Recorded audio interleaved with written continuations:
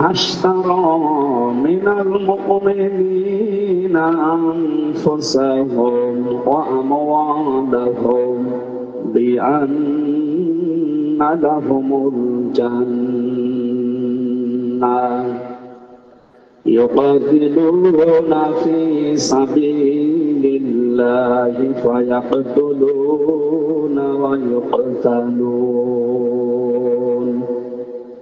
صدقت يا ربنا اللهم صل على سيدنا مولانا محمد وعلى آل سيدنا مولانا محمد الحمد لله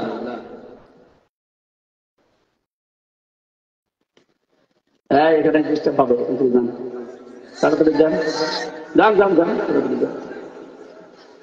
যারা দাঁড়িয়ে আছেন দাঁড়িয়ে থাকেন, বসে আছেন বসে থাকেন, কথা বলবেন না, এটা আমার অনুরোধ। কথা বলবেন না, যেখানে থাকেন বাড়ি বসে শোনেন, কথা বলবেন না।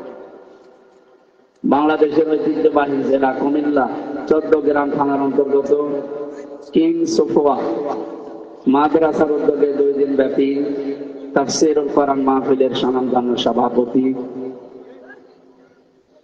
জনাব ডাক্তার আব্দুল গফুর দামাত বারকাতুহুল আলিয়া, প্রধান অতিথি সাবেক চেয়ারম্যান আরবি বিভাগ ঢাকা বিশ্ববিদ্যালয় professor doctor ABM Siddiqur Rahman Nizami, এতক্ষণ যারা কথা বলেছেন মাওলানা হুসাইন মাহমুদ চুয়াডাঙ্গা, মাওলানা হিফজুর রহমান নাই, সুরের জগতে আপনাদের মাতিয়ে রেখেছিলেন আমাদের প্রিয় শিল্পী, আন্তর্জাতিক খ্যাতি সম্পন্ন জনাব মোনায়েম বিল্লাহ তাআলাল্লাহু উমরাহু ওয়া বারাকাল্লাহু ফি হায়াতি, বলেন আমিন। গতকাল এখানে যারা কথা বলেছিলেন জনাব মাওলানা আব্দুল্লাহ নোমানী, জনাব মাওলানা শাহাদাত হোসেন বারী, মুফতি ওমর ফারুক মজুমদার, হেভেন টিউনের পরিচালক এসেছিলেন গাজী আনাস রওশন ভাই সহ ইকরা শিল্পী গোষ্ঠীর অন্যান্য শিল্পীবৃন্দ।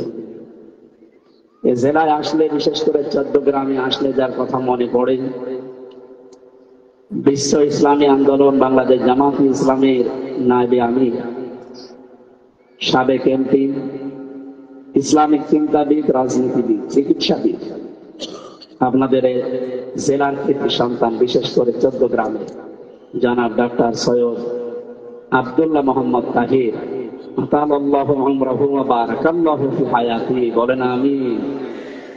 এ থানায় আরেকজনের বাড়ি, আপনারা জানেন বাংলাদেশ জামাত ইসলামী কেন্দ্রীয় কমিটির সহকারী সেক্রেটারি জেনারেল, বিশিষ্ট ইসলামী চিন্তাবিদ, আলেমে দ্বীন জনাব মাওলানা আব্দুল হালিম দামাত বারকাতুহুল আলিয়া।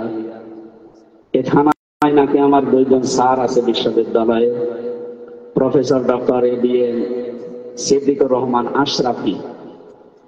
আমি জানতাম না স্যারের বাড়ি জেলায়, আমি মনে করেছিলাম চট্টগ্রাম। আল্লাহ রাব্বুল আলামিন স্যারের হায়াতে তাইয়্যিবা সিহাতে কুল্লিয়া দান করুন। মঞ্চে বসা ওলামা ইকরাম, সামনে বসা মুসলমান ভাইরা, পর্দার আড়ালের সম্মানিতা মা এবং বোনেরা, আমার বিশ্ববিদ্যালয়ের বড় ভাই বসে আছে এখানে। আমি এখানে আসার পরে জানলাম, তার মানে কুমিল্লা, নোয়াখালী, ফেনী, চাঁদপুর, লক্ষ্মীপুর এই এলাকার বহু ছাত্র এবং ছাত্রী, বড় ভাই বোনেরা, আমাদের কুষ্টিয়া বিশ্ববিদ্যালয়ের ছাত্র ছাত্রী আছে। যেহেতু এলাকার অনেকগুলো স্যার, ইয়াকুব স্যারের বাড়ি এখানে, বড়রা,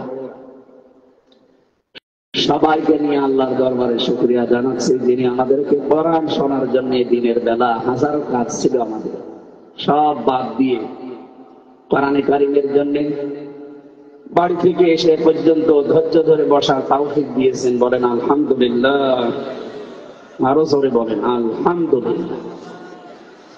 বিশাল একটা জগদ্দল পাথর ছিল বুকের উপরে, আয়ানে জাহিলিয়াতের পাথর যেমন নবীজির পিঠকে বাঁকা করে রেখেছিল, আমি জাহিলিয়াতের পাথর আমাদের বুকটাকে বাঁকা করে রেখেছি। শব্দ দুইটা প্রায় পাশাপাশি, আই এম এ আর আও আমি, ওদের কাজ কারবারও প্রায় পাশাপাশি। ওই জামানায় আমি ইতিহাস পড়ে গেছে আবু জেহেলের যে কাজ ছিল, আমাদের যারা দায়িত্বে ছিল 15.5 বছরে, এদের কাজও প্রায় একই। আবু জেহেলের কাজ পেয়েছি আমি 14টা, আর এনার তো নাম বলা ঠিক না, এনার কাজ পেয়েছি আমি 15টা, এক কাটি বেশি। আবু জেহেল মারা যাওয়ার পরে ওর জানাজা হয়নি, কবরে দেয়নি, বৈধ করে মাটি দিয়েছে বদরের ময়দানে। আমি বদরে গিয়েছিলাম, মদিনার যে ড্রাইভার আমার সাথে ছিল বছর হুজুর, যে এই জায়গাটা শয়তানের কবর, শয়তানের কবর হয় আবু জেহেলের, ও ওই শয়তান। আমার ওই দিন মনে হইল যে আমার দেশে এরকম একটা আছে, 1400 বছর পরে যদি দেশের মানুষ বলে যেটা শয়তানের কবর, আমার মনে হয় আমাদের দেশেও 1500 বছর পরে যখন এই পৃথিবীতে এই বাংলাদেশে মানুষ আসবে, কবর যতই ফাঁকা করা হোক আর টাইলস দেওয়া হোক, মোজাইক পাথর দিয়ে যত সুন্দর বিউটিফাই করা হোক, মানুষ যখন আসবে বিশ্বের বিভিন্ন দেশ থেকে দেখার জন্য, বলবে যে এটা কার কবর, তোমার মনে হয় ওই সময় মানুষ বলে ফেলবে যেটা শয়তানের কবর। কারণ ওর কাজ ছিল 14টা আর একটা 15টা, কিন্তু আর এক কাটি বেশি, তার মানে শয়তানের উপরে হবে। আবু জেহেলকে যদি জিজ্ঞাসা করা হতো যে এই যে আকাশ জমিন সূর্য চন্দ্র কে বানিয়েছে, আবু জেহেল কার নাম বলতো বলেন তো? নাকি ও কোনদিন বলেছে যে না মার দুর্গা? বলেন তো এর কাজ কারবার আবু জেহেলের চাইতেও খারাপ। আবু জেহেল যে আল্লাহর নাম বলতো এটা কোরআনে আছে প্রায় 8 জায়গায়। আল্লাহ রাব্বুল আলামিন বলেন ওয়ালা ইন সাআলতাহুম মান খালাকাস সামাওয়াতি ওয়াল আরদা ওয়া সাখখারাশ শামসা ওয়াল কমারা লা ইয়াকুলুনাল্লাহ ফাআন্না তুফাকুন। আমি এক জায়গায় বললাম, এরকম 8টা জায়গায় কোরআন। আল্লাহ পাক বলেন, হে নবী, আপনি যদি আবু জেহেলকেও জিজ্ঞাসা করেন, এখানে যদি হোম আছে জমির, এটা এখানে আলেম যারা আছে তারা জানবেন আল্লাহ আবু জেহেলের নামটা সরাসরি কোরআনে দেয়নি, ইনডাইরেক্ট দিয়েছেন। একজনের নাম সরাসরি দিয়েছেন, তার নাম আবু লাহাব। এই লোকটা আপনজন হওয়ার পরে এত বেশি কষ্ট দিয়েছিল, আল্লাহর আরশ পর্যন্ত তার উপরে কেটে গিয়েছে। আবু জেহেল আপন চাচা না, ও গ্রাম সম্পর্কে চাচা ছিল। এখান থেকে একটা মাসলা বের হয়, আপনজন যারা এরা যদি কষ্ট দেয় ইসলামের কারণে, ওটা কিন্তু দাগ কেটে থাকে। কথা বুঝতেছেন? আপনজন যদি বেশি কষ্ট দেয় ইসলামের কারণে, আল্লাহর কারণে, ওটা কিন্তু আল্লাহ মুছে দেয় না, এটা দাগ কেটে থাকে। আবু জেহেল কষ্ট দেয়নি তা না, ও বহু কষ্ট রাসূলকে দিয়েছে, কিন্তু ও আপন না, গ্রামের চাচা। আপন যেটা, আপন রক্ত যেটা, আবু লাহাব এও কষ্ট দিয়েছিল। আল্লাহ এত বেশি রাগ করেছেন, তার নামে একটা সূরা নাযিল করে দিয়েছেন, তাব্বাত ইয়াদা আবি লাহাবি ওয়া তাব। আল্লাহ তাব্বাত ইয়াদুন দিতে পারতেন, তাব্বাত ইয়াদা কি বসন দিয়েছেন, শব্দটা তাব্বাত ইয়াদা নিয়েছিল, এসাফতের কারণে নোনটা পড়ে গেছে। রাব্বুল আলামিন জানাতে চেয়েছেন আবু লাহাব কিন্তু এক হাত দিয়ে নবীজিকে পাথর নিক্ষেপ করেছিল। আল্লাহ এক হাত ধ্বংস না করে 2 হাতে ধ্বংস করে দিয়েছেন। কেন? একটু ভালো করে শুনুন, 5 মিনিট শোনেন, একেবারে নিস্তব্ধ হয়ে এদিকে তাকিয়ে থাকবেন। আল্লাহ দিবসন দিয়ে ওর 2 হাত ধ্বংস করে দিয়েছেন এই জন্যে, কারণ আবু লাহাব যখন এক হাত দিয়ে পাথর নিক্ষেপ করে, ওর এই হাতও নড়াচড়া করেছিল। কি আপনি এখান থেকে একটা কিছু তুলে এভাবে নিক্ষেপ করে দেখেন, এই হাতও নড়বে? আল্লাহ জানাতে চেয়েছেন যদি ওই এক হাত দিয়ে নিক্ষেপ করেছিল, কিন্তু হাত এইটাও তো একটু সাপোর্ট দিয়েছে। কিয়ামত পর্যন্ত নবীর বিরুদ্ধে যারা অবস্থান নেবে, ডান হাতের মতো শক্তি দিয়ে, বাম হাতের মতো যারা পেছন দরজা দিয়ে নাড়াচাড়া দেবেন, তাদেরকেও আল্লাহ রাখবে না দুনিয়ায়, তাদেরকেও ধ্বংস করবে। 15.5 বছরে আপনি অনেক কিছু করেছেন ডান হাতের শক্তির দ্বারা, ক্ষমতার দ্বারা, পাওয়ারের দ্বারা, আইনের দ্বারা। তো বাম হাতে দেখেছি আমরা অনেকে পেছন দরজা দিয়ে শুধু নাড়া ছাড়া দিয়েছে, আল্লাহ তাদেরকেও ছাড়ে নাই। এই যে কালা মানিক, কি কথা বলেন? প্রশ্ন আসতে পারবো আবার নবীকে কবে গালি দিল? আরে ভাই, নবীকে দেয়নি, নবীর ওয়ারিসদেরকে দিয়েছে। 116 জনের টার্গেট করেছিল ওই শয়তান, আমার নামও দিয়েছিল। তাহলে বুঝতে হবে যে আমার নাম যদি ঢুকিয়ে দেয় 116 জনের ভেতরে, ও আমাকেও নবীর ওয়ারিস মনে করতো। এই কথা বলে 116 জনের টার্গেট যারা করতে পারে, নবী নেই, নবীর উত্তরাধিকারী ওয়ারিস নায়েবে রাসূল, তাদেরকে যারা টার্গেট করেছিল তো ওরা যারা পালিয়েছে। কিন্তু এরা শুধু আইনে, আদালতে, প্রশাসনে, বিভিন্ন জায়গায় শুধু নাড়া চাড়া দিত পেছন দরজা দিয়ে। আর একজন আছে মুরগি কবির, কবির ওর নাম রাখা ঠিক না, কবির আনলাম না, ওর নাম মুরগি চোর দেওয়া। কি কথা বলেন না? আর আমি স্পষ্ট বলছি, 8 সাল থেকে 24 সাল পর্যন্ত যারা নির্বাচনের মাধ্যমে প্রশাসন করে নির্বাচিত হয়েছে, এটা তো নির্বাচন বলা যায় না। এই কথা বলেন না কেন? তারা যদি কোনো প্রস্তাবে, পেপারে, কোনো জায়গায় যদি লেখে সাবেক এমপি, সাবেক মন্ত্রী, দাঁত খুলে থাকবে। কিসের সাবেক মন্ত্রী আপনি? সাবেক এমপি? আপনারা তো ভোটই পাননি, আমরা তো ভোট দিতে পারিনি। এবারে আপনি সর্বোচ্চ পোস্টারে লিখতে পারেন সাবেক চোর, এতটুকু লেখা যায়। যেহেতু চুরি করেছেন সত্যি কথা, ডাকাতি করেছেন নাই লিখে দেবেন সাবেক ডাকাত। কিন্তু মানুষ যেন সামনে এই বংশে বিয়ে দিতে হলে চিন্তা করে না এই বংশে ডাকাচ্ছি। আমি আনলিছে নামলাম না, অত অপমান করা ঠিক না। কি ইন্নামা নুমলি লাহুম লিয়াজদাদু ইসমা ওয়া লাহুম আযাবুম মুহিন। সূরা আলে ইমরানে আল্লাহ জানিয়েছেন, ওদেরকে আমি ওই পাপের বোঝা যখন পরিপূর্ণ হয়ে গেছে, ওদেরকে এত অপমান করেছি, গলার পাতা শুয়েছে। এই কালা মানে কলা পাতা শুয়েছিল না, ওর বিচি পর্যন্ত উড়ে গেছে। হ্যাঁ, একটা বিচি নেই। এখন ওদের সংসার হবে কি করে আল্লাহ জানে। ওর বউ দেখেন কদিন পর আল্লাহ রাস্তা চলবে। শয়তানকে আর কত নিচে নামাবে আল্লাহ বলে। এখানে আবু লাহাব ছিল আপন চাচা, আবু জেহেল গ্রাম সম্পর্কের চাচা। আজ বাংলাদেশে আমরা আপন জনের দ্বারা যাদেরকে আপন মনে করতাম, এরা আমাদেরকে বহু কষ্ট দিয়েছে। এই জন্য তো আল্লাহ ছাড়েনি। কারণ আপন জনের দ্বারা কষ্ট পেলে ওটা ভোলা কঠিন হয়ে যায়। কথা বলেন না কেন? আর বাইরের লোকজন যদি একটু কষ্ট দেয়, তত কিছু মনে হয় না। আপনারা আপন মানুষ, আপনাদেরকে আমরা কেউ আপা বলতাম, কেউ ভাবি বলতাম, কেউ কন্যা বলতাম। রংপুর বিভাগে যাবেন, সবাই একচটিয়া বলে ভাবি, কারণ ওই বিভাগে বিয়ে হয়েছে। কথা বলছে না কেন? চট্টগ্রাম এলাকায় আসলে হয়তো আপনারা কন্যা বলে ডাকতেন।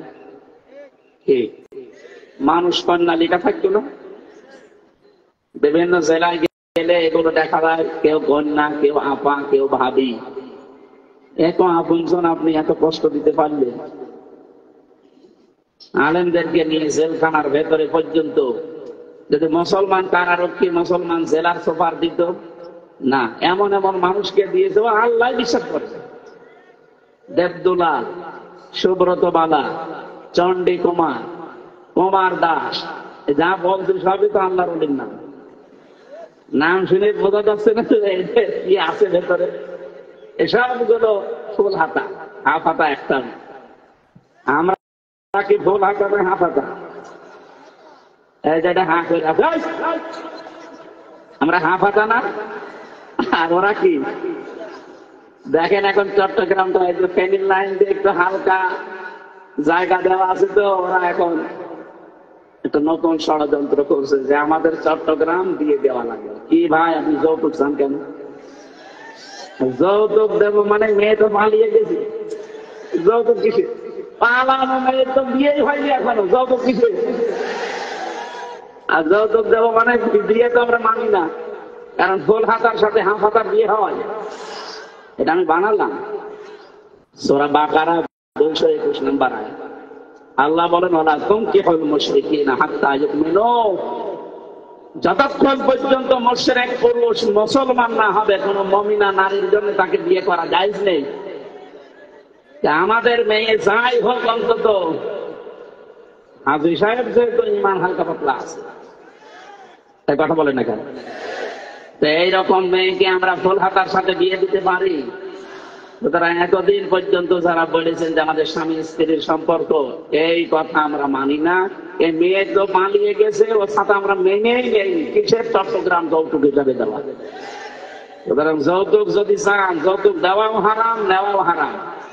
এই কথা বলেন না কেন? যৌতুক তো দেবই না। যদি জোর করে নিতে আসেন, আশপাশে যেগুলো আছে ওগুলো কিন্তু দখল করে নেব। বিশেষ করে যে আসাম, উড়িষ্যা, বিহার, সেভেন সিস্টার নিয়ে যে কথা চলছিল, ওটা কিন্তু থাকবে না। এই জন্য সাবধান। আমরা নরম ভাষায় বললাম, মুসলমানরা উত্তেজনা সৃষ্টি করে না। আমাদের ধর্মে আছে লাইকরা। এখানে একটু সমস্যা হচ্ছে দেখছি। কি আমরা সমস্যা কি? একটা উঠাও যাবে না, কথা বলা যাবে না। বসেন।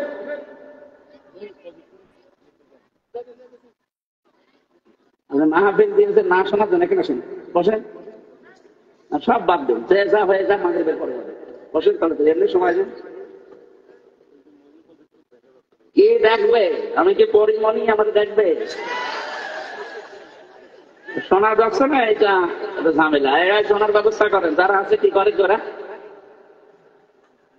জেলে 3টা বছর ফাঁসির কন্ডেম সেলের ভেতরে রেখে ওরা আমার কিছু রেখেছে? ভেতরে কিচ্ছু নেই, একেবারে ফাঁপা হয়ে গেছে। চেহারাটা একটু মনে হয় গেলে হ্যাঁ, এটা ওই যে বিভিন্ন জিনিস এখন মাখতেছি তো, এই কারণে ভেতরে তো কিছু পাই। কারণ এই 3 বছরে যতবার ডাক্তারের কাছে নিয়ে গেছে একই ওষুধ। যদি বলে মাথা ব্যথা, যা দেয়। কেউ যদি বলে নুনো ব্যথা, আপনি জিজ্ঞেস করেন যারা জেলে যায়, বিশেষ করে এই কাশিমপুর হাসি করে দিবে। কোন চিকিৎসা নেই। একটা ডাক্তার 10,000 মানুষ, ও কি করবে? আপনার মহিলা ডাক্তার খুলে বলাও যায় না তো মুখ দেখা ব্যথা। আমার পাশে একজন ছিল, সে বেশি বয়স না, 20-22 বছর হবে। ওর ওই লজ্জার স্থান খুলে এরকম মোটা। ও যে বলছে যে ম্যাডাম দেখেন তো। কি দেখবো? এই যে এটা। ম্যাডাম বলছে যে ও জিনিস আমার মোটা হয়, তুই যা, ঠিক আছে, কোন চিকিৎসা নেই, যা। ওই যে বলছে ওদের, আমি গেলাম ডাক্তারের কাছে, মাথায় হালকা তার কাটা। তা আমি জিনিসও দেখালাম, কিন্তু আমার ওষুধ দিল না। তোর ওষুধ তো দিয়ে দিয়েছে। হ্যাঁ, তোর আবার কি ওষুধ দেবে? তো চর দেয়নি, তাই তো ভালো। একটা মহিলা ডাক্তার, ম্যাডাম অল্প বয়স, 35-40 বছর বয়স হবে। আর এরকম মহিলার কাছে যে একেবারে জিনিসপত্র সব, ওটা আমি কি করবো? যা বলি একই ওষুধ দেয়। এই জন্য জিনিস দেখালাম তো দেখ। তা আমাদের অবস্থা আসলে যেখানে যায়, হয়তো মাথায় আমার অবস্থা এত খারাপ হয়েছিল 3 বছরে, বলতেও পারি না। চিকিৎসা এই কঠিন অবস্থায় রেখে রেখে আমাদের বিভিন্ন রোগ হয়ে গেছে শরীরে। অনেক রোগ হয়েছে। যে ডায়াবেটিস এখন 19, কমতেছে না। ডাক্তার বলছে রাত 10টার পরে ঘুমিয়ে পড়বো। পড়বো কি করে? আপনারা বলেন রাত 10টার পরে স্কুল। এই জন্য আগামী থেকে যারা মাহফিল নেবেন, আমার এসার পরে তুলে দেবেন। রাত 9:30 10টায় যেন মাহফিল শেষ হয়ে যায়। সাইদি সাহেবের মতো করা যাবে না। অনেকে বলে হয়তো লোক আসে না। লোক আসে না মানে লোকের ভাড়া পাঠবে। সাইদি সাহেবের লোক আসছে না, আর এই নিয়মও পাল্টাবে। সারা রাত ব্যাপী মাহফিল। কোথায় পেয়েছেন ঘন্টা? পোস্টার ছাপিয়েছে কুমিল্লা কোন জায়গায় জানো? আর জবর থেকে শুরু, সারা রাত যাবে। তারপরে করে তর্জমান হয় রাত 3টার সময়। দেবিদ্দার ও না, মাহফিলে যাবো না, ও ছাপায় আমি যাবো না। আমি ভাই 10টা 10:30 মাহফিল শেষ, এরকম জায়গায় যাবো, তারপরে মাহফিলে যাবো। কারণ এই কয়ে আমি মরে যাবো। ডাক্তার আমার বলছে আপনার যে অবস্থা, এই জন্য দেখাশোনার কি করবেন? মা বোনেরা হয়তো কথাগুলো শোনেন। কিছু গুরুত্বপূর্ণ তথ্য আজকের তেলাওয়াতকৃত আয়াত থেকে আমরা নিয়ে যেতে চাই ইনশাআল্লাহ। তারা আপনজনরা কষ্ট দিলে খুব কষ্ট লাগে। আসলে আপনাদেরকে আমরা আপন ভাবতাম, কিন্তু এত কষ্ট দিয়েছে যে আর ভোলা যাচ্ছে না। বিশেষ করে আলেমদের। অন্যান্য মানুষের মধ্যে যদি জেলে রাখতে, ও 3 বছর না 10 বছর রাখলেও আমার অসুবিধা ছিল না, কিন্তু 3 বছরে 30 বছরের মতো কষ্ট দিয়েছে। কি করেছিলাম আমি? বলে আমি আপনার মেয়ের দিকে কোনোদিন তাকিয়েছি? আর আপনার যে মেয়ে ওকে তাকানো যায়, ওর দিকে তাকিয়ে আমি করবো? ওর যে পাহাড়ি জামাই, ও জামাই পর্যন্ত কন্ট্রোল করতে পারে, শেষ পর্যন্ত বাদ দিয়ে দিয়েছি। আর আমি আমার শরীর চলে না, আমি ওর দিকে তাকাবো না? কিছুই করেছিলাম না। হ্যাঁ, আপনার অবৈধ চেয়ার ছিল, জনগণকে জানাতাম যে চেয়ারটা বৈধ না, এটা অবৈধ ছিল। চেয়ার যে অবৈধ ছিল এটি ফতোয়া দেওয়া লাগবে? একটা ঘোড়াকেও জিজ্ঞাসা করেন যে 15.5 বছর নির্বাচন হয়েছে কিনা, ঘোড়া বা হাঁস কি বলেন? হ্যাঁ, নির্বাচন কিসে? 154 হয়ে যায় আগে, দিনের ভোট রাতে হয়ে যায়, কিসের নির্বাচনের কথা বলেন আপনি? অথচ আজ প্রায় 12-13 দিন শুনছে বাইরের দেশে বিভিন্ন জায়গায় উনি এখন সিম্পেটি পাওয়ার জন্য এখানে কি করেন কি না না, এটা ডিস্টার্ব করলে কথা বল। আপনি কি করছেন কি? ওইদিকে আর তাকাবেন না, নিজেও শুনছেন, আমার বলতে হতেছেন, আমি তো ভুলে যাবো। মেধা অনেক নষ্ট করে দিয়েছে আসলে, এই জন্য আর মনে থাকে না। আমার ভাইরা সিম্পেটি পাওয়ার জন্য যারা কথা ছড়াচ্ছেন যে আমরা নির্বাচিত ছিলাম, আমাদেরকে উৎখাত করা হয়েছে, এটা ডাহা মিথ্যা। এই কথা যদি একেবারে বানোয়াট মিথ্যা, জলজান্ত মিথ্যা কথা। এদেশের শয়তান পর্যন্ত জানে যে নির্বাচন 15.5 বছরে হয়নি, কথা বলে না কেন? সুতরাং এই মিথ্যা আমি আশা করবো একটা হাসি মানুষ এটা যেন আর না ছড়ান। আপনি সত্য কথা বলেন, সত্য কথা বললে যা করেছেন, বিশেষ করে আইনা ঘর টানিয়ে আপনার 100 বার ফাঁসি দিলেও আরো 10 বার বাকি থাকবে। কারণ আমি তো অন্তত মিনিটাই ছিলাম, ছোটটাই, বড়টার খবর আমি জানি না, শুনেছিলাম। আমার সাথে যারা জেলে ছিল ওরা কেউ 4 বছর 5 বছর 8 বছর ওই ঘরে থেকে তারপরে আমার কাছে শুনেছিলাম যে কি কষ্ট দিয়েছে মানুষকে। মুফতি ফখরুল ভাই ছিল আমার সাথে, বলছিল যে পায়ের ভেতরে ভাবে হাত দিয়ে, নোয়াখালী বাড়ি, পায়ের ভেতরে এইভাবে হাত দিয়ে সামনে লোহার ব্যারিকেডের সাথে আমার হাতে হ্যান্ডকাপ লাগিয়ে দিয়েছে। 2 দিন 3 দিন 5 দিন না, বছরের পর বছর 1.5-2 মিনিট সময় দিত টয়লেট করার জন্য। সকালে কয়টা ছোলা দিয়ে যেত, পচা ছোলা, পারলে খান না পারলে ফেলে দিন। দুপুরে 1 মুঠ ভাত দিয়েছে, তাও মাখিয়ে, মনে হচ্ছে তো মাখিয়ে দিয়েছে। উনি মাঝে দেখতাম ফাঁসির ওই কন্ডেম সেলের ভেতরে হাত পা ছেড়ে দিয়ে একেবারে সাটপাট হয়ে শুয়ে। আরে ভাই, এইভাবে থাকেন মানে? বলছে হামজা ভাই, এইভাবে থাকি কেন আমি তো জানি। এই যে শুয়ে থাকা, এটা যে কত বড় নিয়ামত এখন আমি টের পাচ্ছি। যদিও আমি ফাঁসির কন্ডেম সেলে আছি, তারপরও ভালো আছি ওখানে থাকার চাই। কি করেছে বলেন? আমি 10 দিন ছিলাম মাত্র, তাই আমার পেছনে ব্যথা হয়ে গেছে। ওইভাবে কয় ঘন্টা থাকা যায় বলেন তো? এখনো পর্যন্ত দেখছি অনেকে জালেমের সাফাই গায় যে কি করেছে, ওনার এই দেশ থেকে তাড়িয়ে দেওয়া লাগলো। আরে শয়তান, তোমার সাথে তো হয়নি। ওইরকম 5 দিন যদি হতো তখন টের পাইতে যে কি হয়েছে। যার বাবাটা হারিয়ে গেছে, মিডিয়া সারি হারিয়ে গেছে, তার ছেলে মেয়ের কাছে জিজ্ঞাসা করেন কি হয়েছে। আমার ভার্সিটির 2টা ছেলে এখনো পর্যন্ত, আজ 9 বছর চলছে, ওয়ালিউল্লাহ মুকাদ্দাস, এখনো পাওয়া যায় না। একটাই ছেলে, ওর বাবার কাছে যাওয়া যায় না, হাওমাও করে কান্নাকাটি করে। আর শয়তান বলে যে কি হয়েছে। ওর ছেলে যদি গুম হয়ে যেত, ও টের পেত কি হয়েছে। এজন্য আপন ভেবেছিলাম যা করেছেন, এটা আমার মনে হয় আপনি মাপ পাবেন না যতদিন আমাদের কাছে ক্ষমা না চাবেন।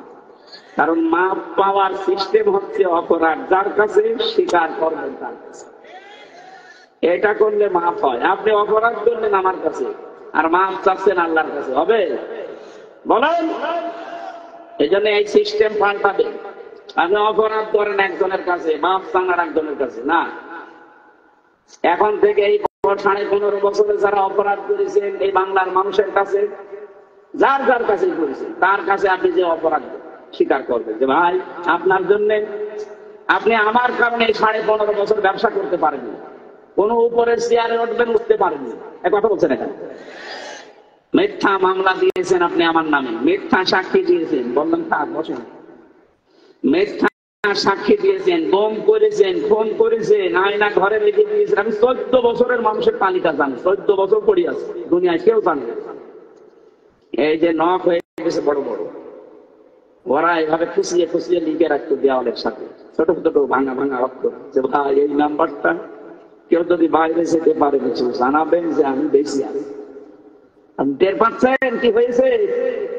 আর এখনো মোবাইলে স্ট্যাটাস দেন যে কি হয়েছে, কি হয়েছে, তোর দাঁত কানে নিচে দুইটা থাপ্পড় দেওয়া যাবে শয়তান। জালেমের সাফাই দেয় এখনো পর্যন্ত।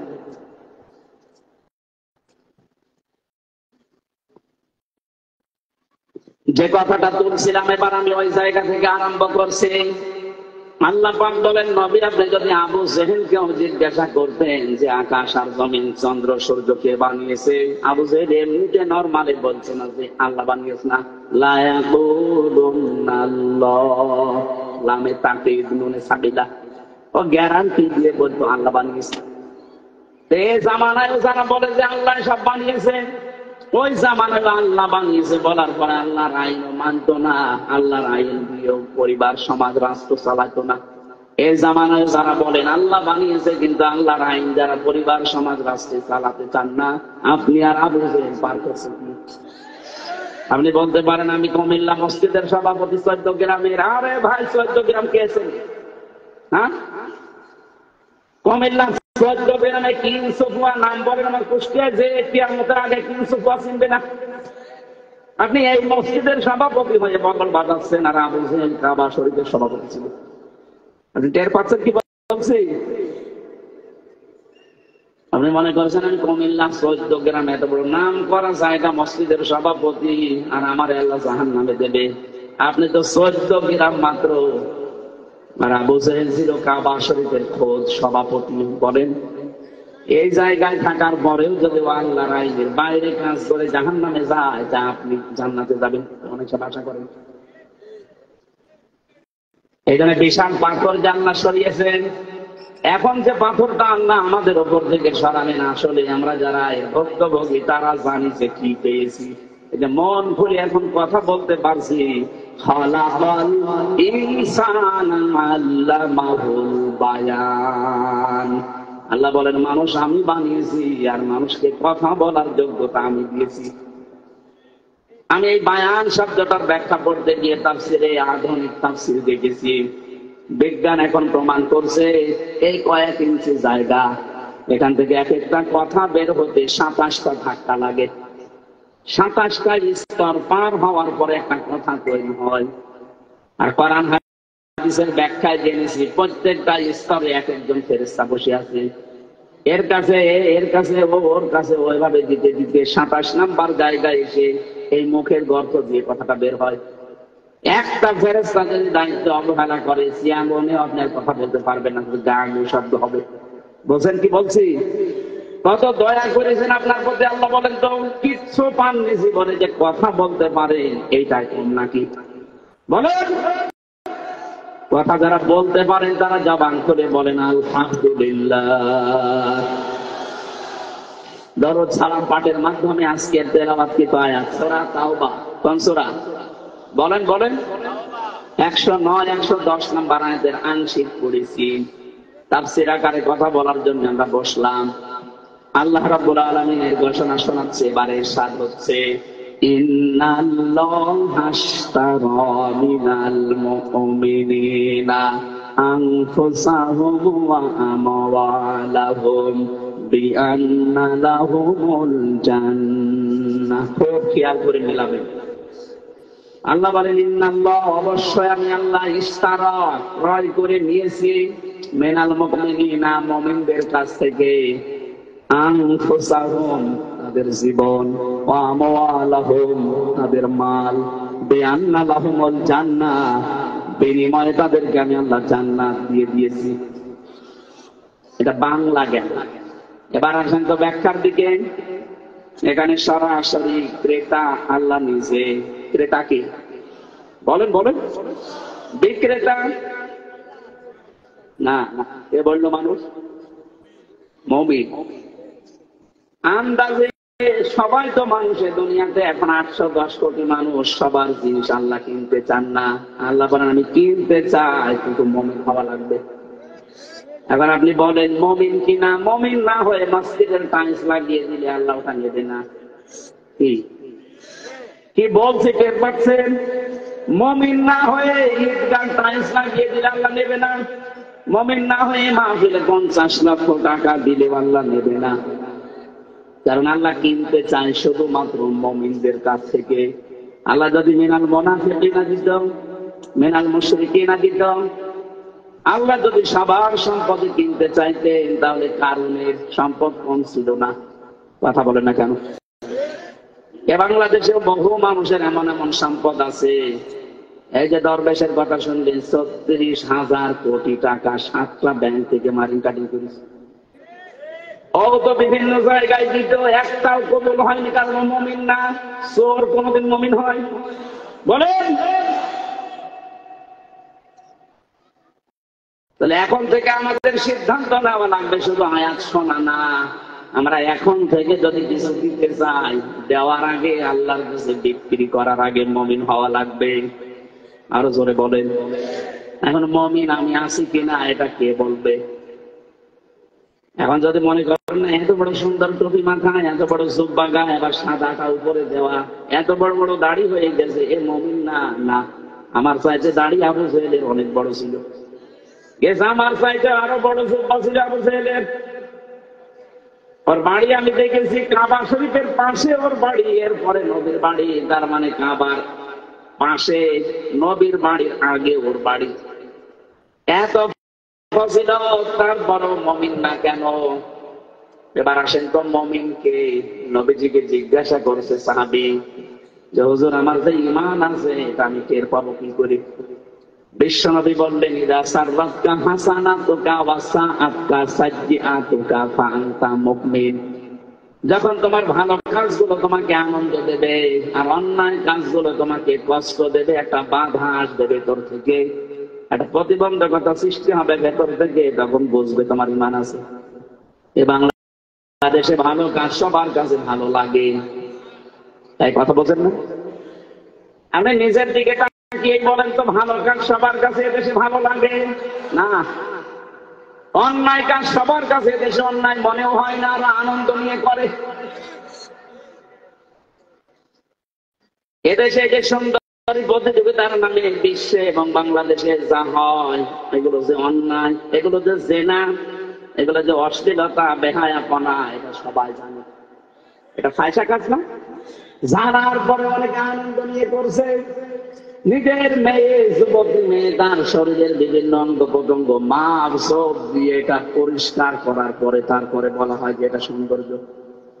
যে কাজগুলো যারা করছেন, যে মিশনে যারা অন্যায় কাজ করে, ভেতর থেকে বাধা আসে না। নামের আগে দেখেন আল হাজমি কাজ। কথা বলেন না কেন? চলচ্চিত্র জগতে যারা কাজ করে সবাই দেখবেন কাজ যা করছে পেছনে খোঁজ খবর নিয়ে দেখবেন অনেক ইমাম সাহেবের মেয়ে আছে।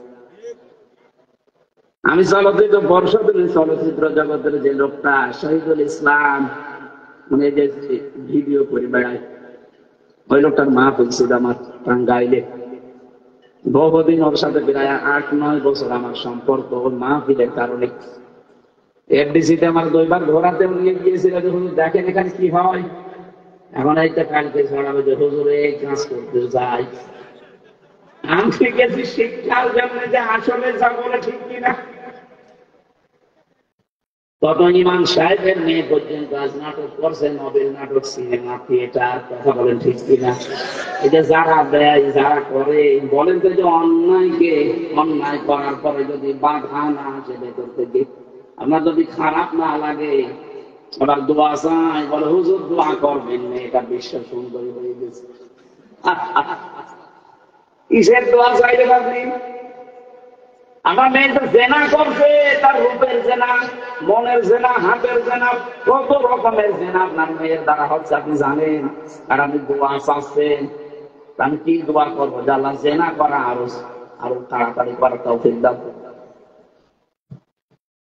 এই জন্য ভালো কাজ যাদের ভালো লাগে না, অন্যায় কাজ যাদের ভেতর থেকে বাধা আসে না, আপনি বুঝবেন আপনার দাড়ি থাকতে পারে, টুপি থাকতে পারে, হজ করতে পারেন, আপনার ইমান নেই।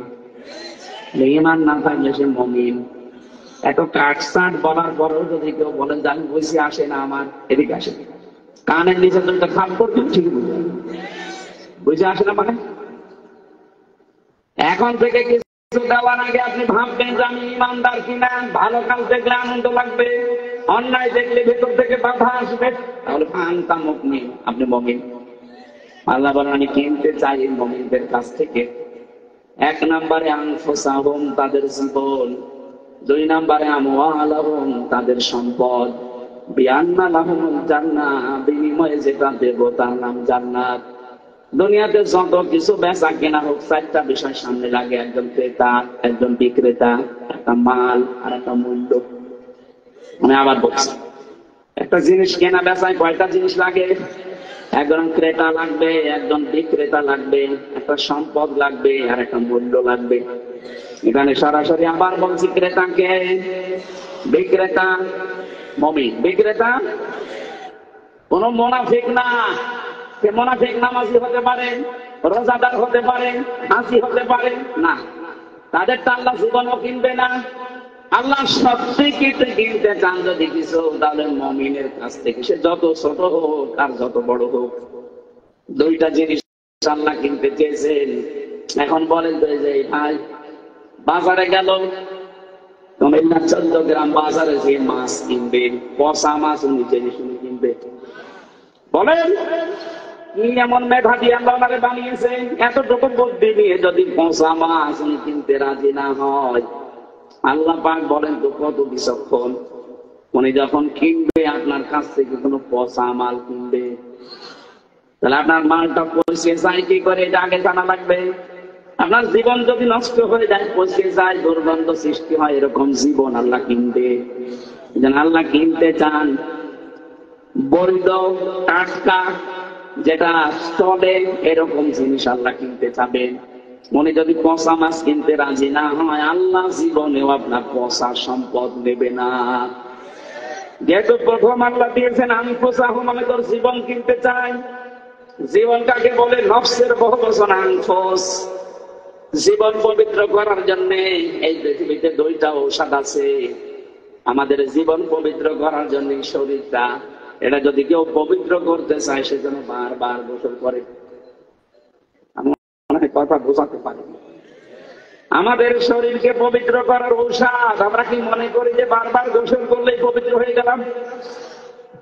এটা পবিত্র করার জন্য শিরক থেকে, বেদাত থেকে, এই সমস্ত বিষয়গুলো থেকে যদি আপনার বিশ্বাস, আপনার ঈমান, আপনার আকীদা, আপনার শরীর, আপনার পোশাক, আপনার কর্মজীবন যেটা আছে, প্র্যাকটিক্যাল লাইফ, পুরাটা যদি পবিত্র করতে পারে, আল্লাহ পাক একটা ঘোষণা দিয়েছেন সূরা নাহাল 14 নম্বর পারা 9 নম্বর পৃষ্ঠা 13 নম্বর লাইনের 32 নম্বর আয়াতে আছে, আল্লাযীনা তাতাওয়াফাহুমুল মালাইকাতু তাইয়্যিবিনা ইয়াকুলুনা সালামুন আলাইকুম উদখুলুল জান্নাতা বিমা কুনতুম তা'মালুন। বলেন আল্লাহু আকবার। আল্লাহ পাক বলেন, এরকম পবিত্র সম্পদ, পবিত্র জীবন যখন আষাঢ় খেয়ে নিয়ম মরণের বিছানায় পড়বে, আমার আল্লাহর ফেরেশতা আসবে রহমতে, ডাক দিয়ে বলবে, হে আল্লাহর বান্দা, জীবনকে পবিত্র করার জন্য বহু চেষ্টা চালিয়েছো, কত হারাম ইনকাম করার সমর্থ নাগালে ছিল, এরপরও তুমি করো নাই। তোমার জীবন যেন পবিত্র থাকে, তোমার পোশাক যেন পবিত্র থাকে, তোমার ঈমান, আকীদা, বিশ্বাস, এগুলো যেন পবিত্র থাকে। বহু কষ্ট করেছে দুনিয়ায়। ইয়াকুলুনা সালাম, শান্তি তোমার উপরে, উদখুলুল জান্নাহ, ওই যে প্রবেশ করো জান্নাত দেখা যাচ্ছে, বিমা কুনতুম তা'মালুন, কারণ এই কাজগুলোর প্রতিদান আল্লাহ আজকে তোমাকে দেবে। সত্যি আমি আমার ঈমান থেকে বলছি, দুনিয়ার জীবনটা কিন্তু সত্যি সত্যি ধোঁকা। এই ধোঁকার পেছনে পড়ে অন্যের মুখে হাসি ফোটাতে গিয়ে যেন কোনো হারাম কাজে আমরা পা না বাড়াই। আর যারা বৈধ ইনকাম যতটুকু সমর্থ আছে ওইটা বাদ দিয়ে অবৈধ পথে যারা পা বাড়াচ্ছেন, কি আপনার উদ্দেশ্য বলেন তো? যা উপায় করছেন সব আপনি খেতে পারবেন। আপনার উদ্দেশ্য এগুলো দিয়ে আমার স্ত্রী, আমার ছেলে মেয়ে, আমার মা বাবা আরো বেশি আরামে থাকবে, হাসি খুশি থাকবে, আরো শান্তিতে থাকবে নাকি? বলেন বলেন। এইটাই তো আপনার উদ্দেশ্য। এই জন্যই তো বাবা শাহজালাল সব হালাল করছেন। কিন্তু এখনই যদি চোখ বন্ধ হয়ে যায়, এখন চোখ বন্ধ হয়ে গেলে যে স্ত্রীর কারণে আপনি বৈধ অবৈধ দেখা দেখি করেননি, তবে যদি বলা হয় আপনার স্বামী মারা গেছে, এই খাটের উপরে আপনি আসেন, এই খাটের নিচে ওরে মাটি দেওয়া হবে, জীবনও আপনার দৌড়াতে হবে না। মাটি দিয়ে এখানে যখন ভূত আসবে, জিন আসবে, দেখে তখন বাধা দেবে কে? ওরে নিয়ে গোরস্থানে দিয়ে দেন।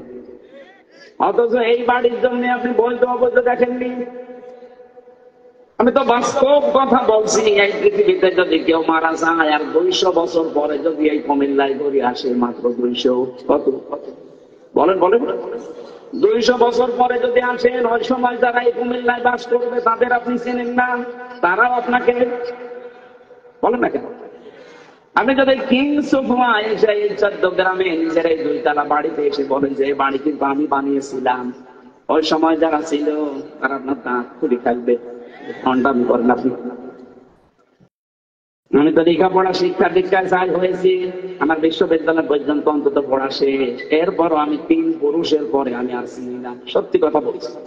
আমার বাবা রিয়াজউদ্দিন, এর বাবা জাহান আলী, এর বাবা নমাজ আলী, এরপরে আর চিনি না। এখন তো বলেন তো নমাজ আলীর বাবা যে কি নাম আমি জানি না, সত্যি আমি জানি না।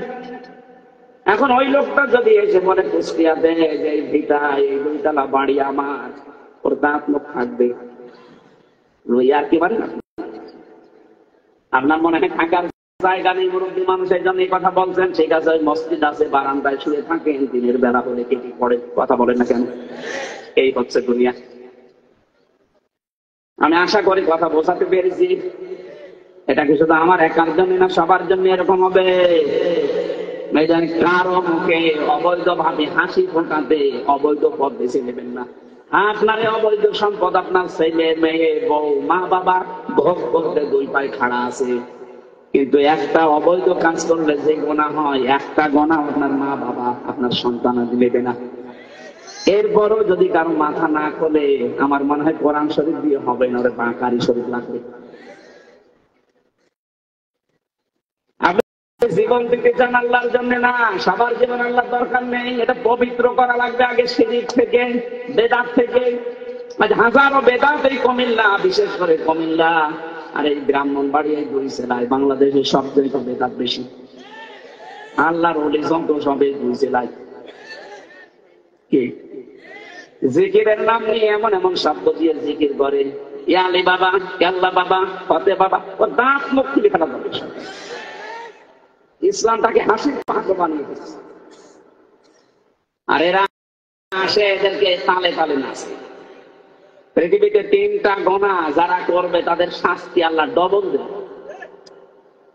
এখানে ভার্সিটি পড়া লোক আছে, জিজ্ঞাসা করেন যারা 3টি গোনা দুনিয়ায় করবে প্রত্যেকটার শাস্তি ডবল হবে। সূরা ফুরকান 68 নম্বর আয়াত। তার প্রথমটা এই কুমিল্লায় চলে যায়, ওয়াল্লাযীনা লা ইয়াদউনা মা'আল্লাহি ইলাহান আখারা, যারা আল্লাহকে ডাকে পাশাপাশি অন্য কাউকে জুড়ে দেয় তাদের শাস্তি হবে ডবল। আর এটা এই পাশের জেলার এই জেলায় বেশি হয়।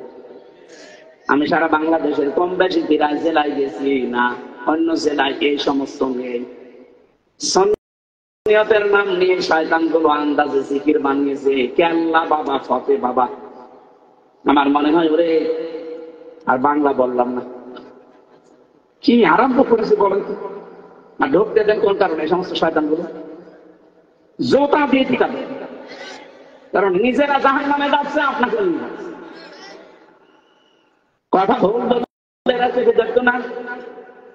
মা'আল্লাহি ইলাহান আখার, হ্যাঁ মা'আল্লাহ, আল্লাহর সাথে অন্য কাউকে যারা ডাকে, কোথায় গিয়েছে? এই যে আল্লাহ বাবা, ফতে বাবা বলেন আপনি, কোন দলিল আছে আপনার কাছে যেখানে রাসূলের নামে জিকির করা জায়েজ নেই? আছে? রাসূলের নামে দরুদ। আর শয়তানরা আন্দাজে আবেগ নিয়ে ধোঁকা দিয়ে বোকা বানিয়ে মানুষকে আন্দাজে জিকির করায়, নিজেরা তো যাচ্ছে জাহান্নামে, আরো মানুষকে ডাক দিয়ে নিয়ে যাচ্ছে। কেউ রাজি হবে না এরকম উল্টাপাল্টা কাজে। বিশেষ করে কুমিল্লা তো রাজি হওয়ার কথাই না। বাংলাদেশের সাবজেক্টে আলেমও বেশি, এখানে বেদান্ত বেশি চলছে। এই সমস্ত আলেমগুলো যদি সতর্ক না হয় যে বেদাত ভরে যাবে, তখন আপনারা কোন খাসা হয়ে যাবে। এই জন্য সতর্ক হওয়ার সময় এখনই। আল্লাহ যেহেতু পাথর সরিয়ে দিয়েছে, এখনই সতর্ক হওয়ার সময়। কোন বেদাতপন্থী যারা ইসলামের বাইরে কোন কাজ করে তারা যেন এই জেলায় ঢুকতে না পারে। যারা আসবে বলবেন কোরআন শরীফ হাতে নেই, এক একটা শব্দের 8টা 10টা 15 20টা করে অর্থ বের করে তাফসীরের নাম বলে বলে আমাদেরকে শোনা। ওই কোন বাবা কি করেছে, কোন দাদা কোন গাধা বেরিয়েছে, ওই কথা শোনার জন্য এই বলতে পারবেন না। এদের 5-7টা বলেন, এমনি যারা ভণ্ড আছে এমনি আর আসবে না, ওখানে গিয়ে সমস্যা আছে। কারণ পেটে বম মারলে কোরআন শরীফ শুদ্ধ করে ফেলতে হবে। الذين لا يدعون مع الله إلها آخر ولا يقتلون النفس التي حرم الله إلا بالحق। আল্লাহ পাক বলেন, যারা অন্যায়ভাবে মানুষ হত্যা করে এই মানুষগুলো শাস্তি কবুল হবে। 2024 সালের 5 আগস্টের আগ পর্যন্ত আপনি হিসাব করেন, সরকারি জমি 2732 জন মানুষ হত্যা করেছে। 2780 জন মধ্যে হাসপাতালে কাজ লাগছে, কারো হাত নেই, পা নেই, কারো চোখ নেই, কারো অঙ্গ পুড়ে গেছে। আমি নিজে দেখে এসেছি কুষ্টিয়া, আমার সামনে 16 জন মারা গেছে। এই মানুষগুলোকে মারার কোন দলিল আছে আপনার কাছে বলেন? আমার নিজের অবৈধ ক্ষমতা ঠিক আছে, আপনি কাজ করবেন। শুধু এতটুকুই তো শেষ করেন। এর আগে মিডিয়ান মেডিসিন কতগুলো বেড়ে, প্রায় 900 মিডিয়ার আমার সাথে 3 বছর ছেলে, তারা আছে কেউ 13 বছর, কেউ 14 বছর। আমি মানুষ, আমার তো মনে হয় কি আমাদের দিন আল্লাহ যদি এই 14-18 কোটি মানুষ আপনাকে মাফ করে দেয়, তো ব্যারিস্টার আর মানুষ বউ মাফ করে দেয়। আর আমার আজমির বউ তো চলে গেছে, কি করবে? আর বেচার প্রায় 9-10 বছর পড়ে আছে, স্বামী বেঁচে থাকলে না আশা থাকা যায়, ও আছে কিনা তাও জানে না। এই গমটা আছে কত বড় অপরাধ, এর মধ্যে কোনো মাফ নেই। এই গমটা আপনি মেরে ফেলেন, মেরে ফেলে বলেন যে মেরে ফেলেছে। আপনি তো জানেও না যে ওর স্বামী জানে না, ওর ছেলে মেয়ে জানে না, মা বাবা জানে না, ওর আত্মীয় স্বজন কেউ জানে না যে বেঁচে আছে কিনা। হঠাৎ 10 বছর পরে আপনি বের করে দিয়েছেন, এই যে ওর দাঁড়ি চুল মনে হচ্ছে জঙ্গল থেকে বেরিয়ে আসতেছে। ও লোকটা কি কষ্টে ছিল বলে। আমার তো মাঝে মাঝে মাটির নিচে আমি ছিলাম, দেখেছি, একটু দেখা হতো। এদের যে দুঃখ, এদের যে কষ্ট দেয়, আর যারা দায়িত্বে থাকে ওখানে, ওদের মানুষ না করে এটা এরা তো বাইরে আসতে ঠিক, আমরা সম্পর্কে কিছু জানি। তো ওরা তো বাইরে এসেছে, বাইরে এসে ওর স্বামী স্ত্রীর ব্যবহার হয়েছে, সন্তানদের সাথে কথা বলেছে, কিভাবে ওরা দুনিয়ায় মানুষের সাথে চলাফেরা করবে? ওদের বিবেক কি একেবারে মরে গিয়েছে নাকি? এরকম কঠিন অবস্থা আপনি দেখে আসার পরও আপনার বিবেকে কাজ করে না।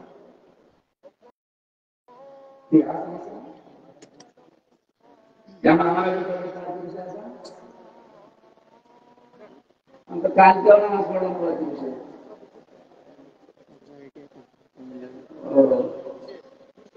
তাহলে তো আসলে নামাজ আরো আগে পড়তে পারছি, নামাজ তো এখনো সময় লাগবে, আধা ঘন্টা 1 ঘন্টা।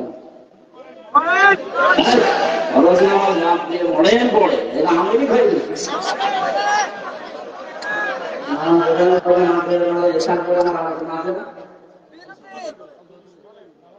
আমি তো মেশিন বসে রাখবে না, আমরা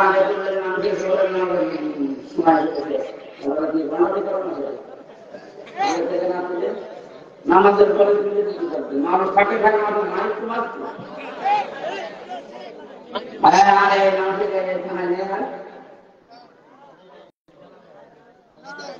রাতের বেলায় নিতে পারতেন, আমার আসলে এসার পরে তুলে দিতেন একেবারে 10টা 10:30 পর্যন্ত। এইভাবে তো হয় না। আমি তো নিজে অসুস্থ, বরাবর আরেকটা আছে, এরপর আরেকটা আছে, হয় না, এইভাবে পারবো না ভাই।